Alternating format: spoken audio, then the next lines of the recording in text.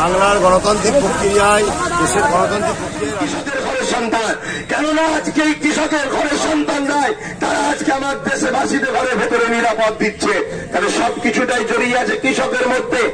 আজকে আমাদের প্রত্যেকের মানবতার দায়িত্ব। কে কি ডিপার্টমেন্টে আছেন, কে এমএলএ, কে মন্ত্রী, কে পুলিশ, কে জজ, কে আইপিএস অফিসার, কে কোন ডিপার্টমেন্টে আছেন আমি জানি না, কিন্তু আপনার যদি মানবতা থাকে, বিবেক থাকে, বুদ্ধি থাকে, তাহলে আপনাদের ঘরে কৃষকের আন্দোলন নিজ নিজ জায়গা থেকে তোলা দরকার। আজকে দীর্ঘ 18 দিন ধরে কম বেশি আজকে এই ঠান্ডায় বলুন তো দেখি পশ্চিম বাংলার থেকে হওয়া কৃষকরা তো আমার দেশের প্রকৃত হিরো এবং প্রকৃত তারাই তো আমাদেরকে সবকিছু দেশটা চালাচ্ছে। কৃষকরাই ধরতে গেলে তাদের অর্থ, তাদের মেহনত থেকে সবকিছু। কৃষি আইন এখনো পর্যন্ত কিন্তু প্রত্যাহার করেনি, টানা 20 দিনের উপরে প্রতিচল্য আন্দোলন চলছে। কি বলবেন আপনি? এটা বড় দুর্ভাগ্য যে আমার দেশে এমন এক গভর্নমেন্ট যাদের উচিত সবার আগে কৃষকদের দেখা, কিন্তু সে গুটি কত পুঁজিপতিদের খুশি করার জন্য পুরো দেশবাসীকে কাঁদাচ্ছে। দেশবাসী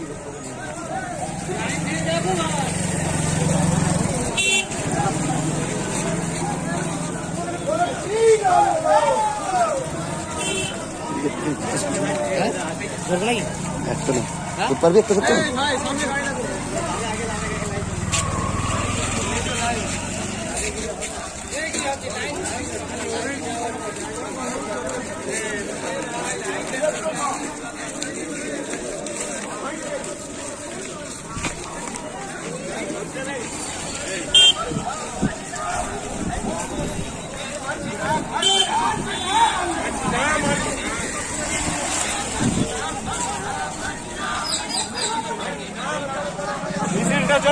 দেখুন, আমরা প্রথম থেকে যেটা বলছি, আমরা অন্যায়ের বিরুদ্ধে আন্দোলন করে যাব এবং আমরা ন্যায় প্রতিষ্ঠিত করার জন্য বাংলার গণতান্ত্রিক প্রক্রিয়ায়, দেশের গণতান্ত্রিক প্রক্রিয়ায় রাজনীতি করতে চাই।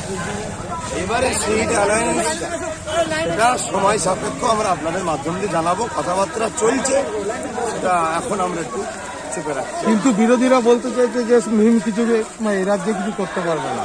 মিম কি করবে না করবে সেটা তো আমার ফ্যাক্ট না, আমি তো মিমের দলের লোক নয়। কিন্তু আপনার সঙ্গে একটা তো বৈঠক হয়েছে।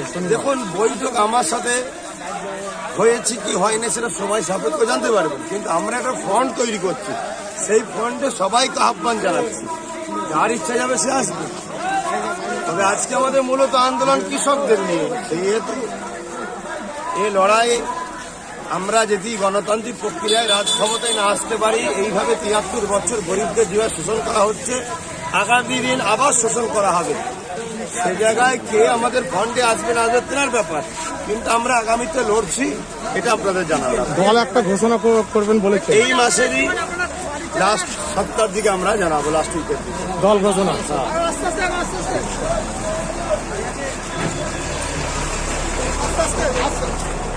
স্বামীনাথন কমিশন, MS স্বামীনাথন কৃষি বিজ্ঞানী ছিলেন, তার হাতে মনমোহন সিং ভার তুলে দিয়েছিলেন যে কৃষককে কিভাবে বাঁচানো যায় তার একটা কমিশন তৈরি করুন। সেই নামটা হচ্ছে স্বামীনাথন কমিশন। সেই কমিশন আজ পর্যন্ত লাগু হলো না।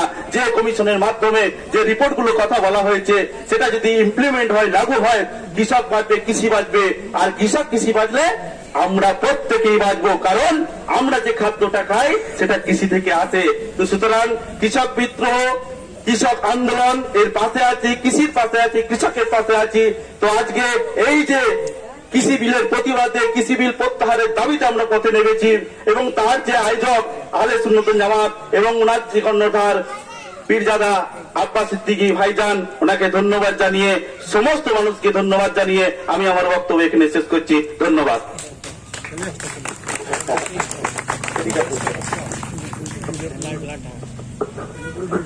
অসংখ্য অসংখ্য ধন্যবাদ জানাই সিভিল সার্জন মহাশয়কে।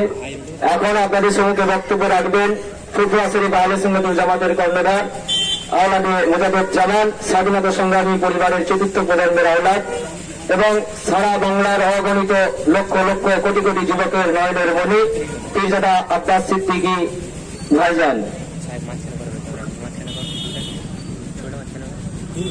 নিশ্চয়ই আপনারা সকলে আজকের বিষয়টা বুঝতে পেরেছেন। আমার পূর্বে আমার অত্যন্ত কাছের ও ভালোবাসার দুই দাদা আলোচনা করলেন। আজকে এখানে লম্বা বক্তব্য বা ভাষণ দেওয়ার ব্যাপার নয়। আমাদের এই পদসভা এবং পদযাত্রা উভয়টা কিন্তু আমাদের নিজেদের জন্য। কেন আমরা সবাই কৃষক, কারো দাদু কৃষক, কারো দাদু কৃষক, কারো বাবা কৃষক, কারো নানা কৃষক, প্রত্যেকেরই পরিবারে কেউ না কেউ কৃষক জড়িয়ে আছে।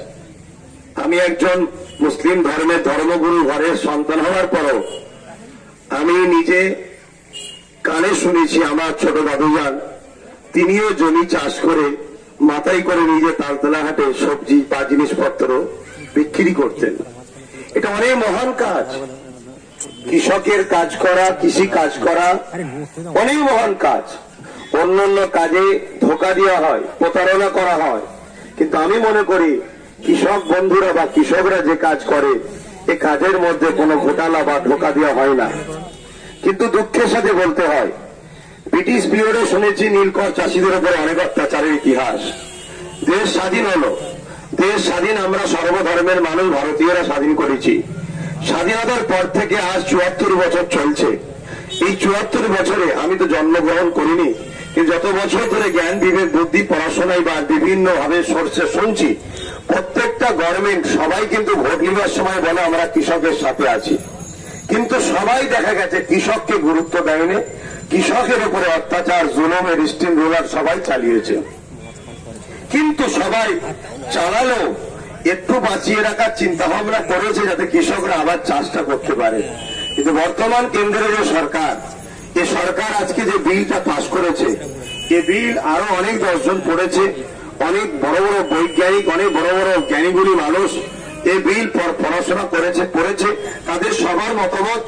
এবং আজকে আমার পূর্বে যিনি মাস্টার সাহেবরা স্যারেরা আলোচনা করলেন, ইনারা নিজেরাও পড়েছেন, আমিও ক্ষুদ্র মানুষ যতটুকু দেখেছি বা পড়েছি, তাতে যেটা বুঝেছি পুঁজিপতিদের লাভ হবে, পুঁজিপতিদের লাভ হবে। আর পুঁজিপতিদের লাভ হলে পুঁজিপতিরা পার্টি ফান্ডের টাকা দেবে, সেই টাকা থেকে মানুষ কিনে নেতারা গদিতে আসবে, সারাংশ এটা।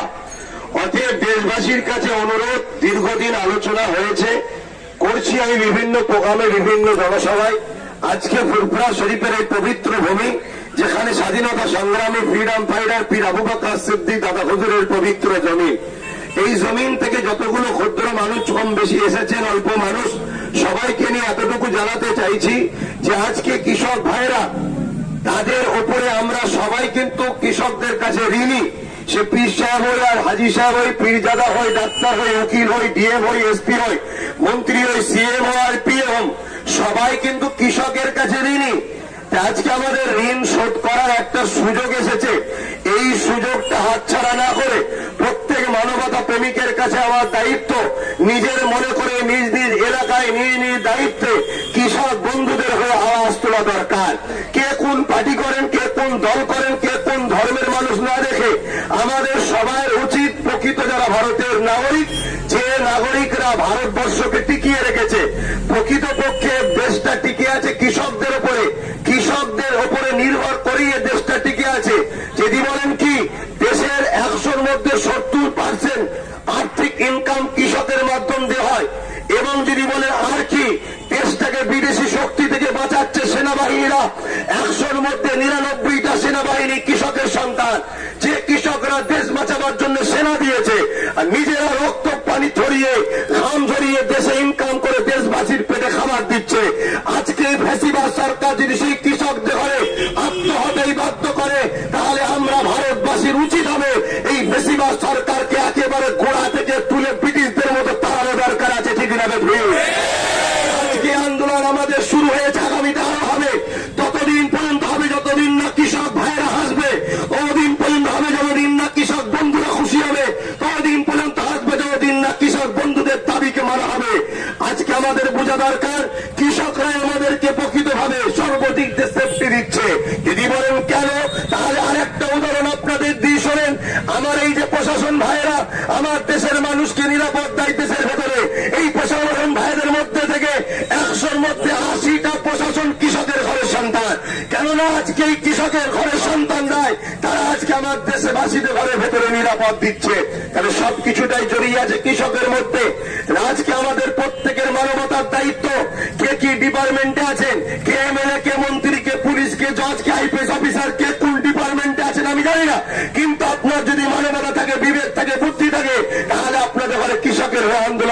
জায়গা থেকে তোলা দরকার।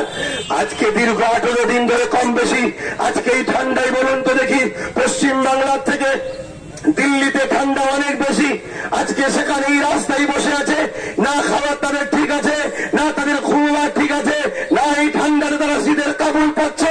আজকে কিন্তু দেখা যাচ্ছে যাদের ভোটে তারা ক্ষমতা এসেছে তারা কিন্তু দেখো ভিআইপি ভাবে, কোনো চিন্তা নেই, এইভাবে জীবনযাপন করছে। অতএব আমাদেরকে জাগতে হবে। আজ কৃষকদের উপরে জুলুম হচ্ছে, কাল কিন্তু লেবার শ্রেণীদের উপর হবে। বিগত দিন তো করোনার সময় লিভার পর্যায়ে শ্রমিকদের উপরে তো জুলুম তো হয়েছে। আগামী দিন মনে রাখবেন প্রশাসন ভাইদের উপরে জুলুম হবে, আগামী দিন মনে রাখবেন সেনাবাহিনীর উপর জুলুম হবে, আগামী দিন মনে রাখবেন শিক্ষকদের উপর জুলুম হবে, আগামী দিন মনে রাখবেন প্রত্যেকটা ভারতের নাগরিকদের উপর জুলুম হবে। কেন এই জুলুমটা হলো ব্রিটিশ তারাবার রাগ মিটাচ্ছে এরা, কেন এদের সঙ্গে ব্রিটিশদের সংযোগ রয়েছে। সেহেতু আমাদের প্রত্যেককে এই যে একটা বৃহৎ আন্দোলন উঠেছে, এই আন্দোলনকে সাকসেসফুল করে কৃষক বন্ধুদের সাথ দিয়ে এই ফ্যাসিবাদ সরকারের প্রতিবাদ গড়ে তোলা দরকার। আজকে একজন স্বাধীনতা সংগ্রামী ঘরের ছেলে হিসাবে সোশ্যাল মিডিয়া এবং মিডিয়ার মাধ্যম দিয়ে আপনাদের সবাইকে সামনে নিয়ে কেন্দ্র সরকারকে জানিয়ে দিতে চাইছি, আগামী দিন এই বাংলার বুকে থেকে আমরা আওয়াজ তুলছি অবিলম্বে কৃষক বন্ধুদের ঘরে ডেকে তাদের খুশি মতো, তাদের সুবিধা মতো তাদেরকে পরামর্শ নিয়ে আপনি বিল তৈরি করবেন। আপনি পুঁজিপতিদের নিয়ে ঠান্ডা ঘরে বসে বিল তৈরি করলে হবে না। যারা কৃষক তাদেরকে নিয়ে বিল তৈরি করতে হবে, তাদের সুবিধা মতো বিল তৈরি করতে হবে। এটাই হবে গণতন্ত্র। আর যদি এটা না হয় তাহলে রাজতন্ত্র হবে। রাজতন্ত্র বলা হয় চাপিয়ে দেওয়া, আর গণতন্ত্র বলা হয় সবার সমস্ত মানুষের অধিকার নিয়ে ভাবার কথা, প্রত্যেক মানুষের বাক স্বাধীনতা এবং তাকে নিয়ে পরামর্শের কথা। এই জায়গায় আজকের এই ছোট্ট একটা প্রোগ্রাম, আজকের এই পদসভা, এই জায়গা থেকে আমার মাস্টার সাহেব যে কথা বললেন ওই কথাটা আমিও স্মরণ করে দিই। কেন আমাদেরকে বোকা বানাতে অনেকে চাইছে, সেটা হলে এটাই রাজ্য সরকারের ভূমিকাটা কি এটাও জানা দরকার। আমি আজকে এখান থেকে রাজ্য সরকারের কাছে অনুরোধ করব, আপনি এনপিআরসি এমন করে এনআরসির মতো আমাদেরকে ধোকা দেবেন না। আপনি যদি প্রকৃত কৃষকদের পক্ষে হন তাহলে সমস্ত দল মিলে যখন রাষ্ট্রপতির কাছে গেল আপনার প্রতিনিধি পাঠালেন না কেন? আর যদি আপনি কৃষকদের পক্ষে হন তাহলে যেদিন কৃষকরা ধর্মঘট ডাকলো সেই দিনেতে যারা নেমেছিল তাদের ঘরে আপনার প্রশাসন মারল কেন? এ থেকে আপনার জায়গাটা কোথায় আপনি ক্লিয়ার করুন। আপনি কৃষকদের পক্ষে না বিরুদ্ধে ক্লিয়ার করুন। পক্ষে যদি থাকেন ওয়েলকাম, আর যদি বিরুদ্ধে থাকেন আপনারও গোড়া সমেত তুলে দিয়ে আমরা কৃষকরা ফেলে দেবো, ঠিক না বেটি? কৃষকদের বিরুদ্ধে কারো কথা আমরা মানতে রাজি নয়। সে সিএম হোক আর পিএম হোক, জেলার সাহেব হোক, আমার দেশের রিয়েল হিরো হলো কৃষক, নম্বর 1 নাগরিক হলো কৃষক। অতএব একজন স্বাধীনতা সংগ্রামী ঘরের ছেলে বলে যাচ্ছি, কৃষকদের পাশে আগেও ছিলাম, আজও আছি, কালও থাকবো। এখান থেকে একটা ছোট্ট আপনাদের দ্বারাই আমার দাবি, সেটা হলো এটাই, কৃষকদের সার ফ্রি করতে হবে। আপনারা কি বলেন? কৃষকদের সার ফ্রি করতে হবে, কৃষকদের সার ফ্রিতে দিতে হবে, ঠিক না ঠিক? আগামী দিনে আন্দোলন আরো চলবে। যতদিন না আমার কৃষক বন্ধুরা আসছে ততদিন আমাদের আন্দোলন চলবে। আমি আপনাদেরকে বলবো, নিজ নিজ এলাকায়, নিজ নিজ গ্রামে সমস্ত মানুষকে সজাগ করুন। এই কেন্দ্রের ফ্যাসিবাদ সরকারের এই যে কৃষক বিরোধী বিল, এই বিল প্রত্যাখ্যান না করলে আমরা কেন্দ্রের জালিম সরকারকে পুরো দেশবাসী প্রত্যাখ্যান করবো, ঠিক না বেটি? আমরা বাদ দেবো। কেননা আমার দেশে 100 মানুষের মধ্যে 70 কি 75 মানুষ কম বেশি হবে তারা কৃষক। অতএব কৃষকের সংখ্যা বেশি। আজকের প্রোগ্রাম একেবারে সংক্ষেপ, এখানেই সংক্ষেপ করা হচ্ছে। অসংখ্য অসংখ্য শুক্রিয়া জানাই ফুটবল বাংলাদেশ নতুন জামাতের কর্মীরা দুইজন আব্বাস সিদ্দিকী ভাইজানকে। এবং আরেকটি বিশেষ ঘোষণা, আগামী রবিবার এই কৃষক বিরোধী বিলের প্রতিবাদে বাহানায় কালা কানুন তৈরি হয়েছে, ওই আইন, ওই কানুন যাতে প্রত্যাখ্যান করে কেন্দ্র সরকার, সেই উদ্দেশ্যে আমাদের এই মিছিল। আপনাদের কতদিন চলবে এই আন্দোলন? যতক্ষণ না কৃষকরা হাসবে। আচ্ছা, আপনি কৃষকদের হয়ে পথে নামছেন, কিছু কৃষক কিন্তু আপনার বিরুদ্ধে অভিযোগ করছে আপনি জমি জবরদখল করছেন, এটা কি তারা সত্যি? আদৌ কৃষককে আমি জানি না, তাদেরকে আমি চিনি না। যদি এরকম কোনো তথ্য থাকে আমার জন্য গভর্নমেন্টের যে শাস্তি আছে আমি নিজে থেকে মেনে নিতে রাজি আছি। আচ্ছা, আপনি কেমন সাড়া পেলেন আজকের এই মিছিলে? মানুষ কেমন? খুব ভালো মানুষ সারা পেয়েছি। বিশাল বড় লম্বা মিছিল হয়েছিল, আর অনেকটা হেঁটেছে মানুষ, অনেকটা হেঁটেছে মানুষ। কৃষকদের উপরে মানুষের যে এত এই স্বাভাবিক এই টান হওয়া, কৃষকরা তো আমার দেশের প্রকৃত হিরো এবং প্রকৃত তারাই তো আমাদেরকে সবকিছু, দেশটা চালাচ্ছে কৃষকরা ধরতে গেলে, তাদের অর্থ তাদের মেহনত থেকে সবকিছু।